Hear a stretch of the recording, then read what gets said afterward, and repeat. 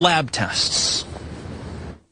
There are disparities between the home tests and the in-person tests. When comparing the at-home tests to one done in person, Dr. Ulysses Wu from Hartford Healthcare says one of the biggest differences is accuracy.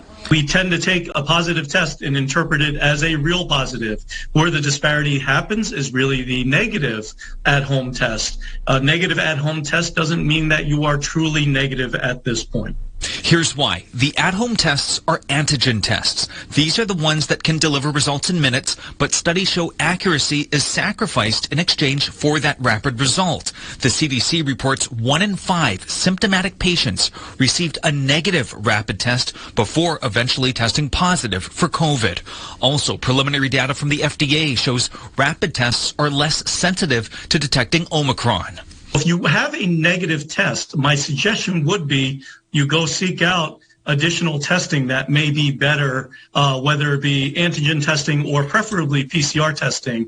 PCR tests are the ones that people have been waiting in lines for hours to get, and then they wait days to get their results. That's still the gold standard for accuracy. Even though these rapid tests may not be as accurate as others, state officials say they still play an important role, especially when people test positive.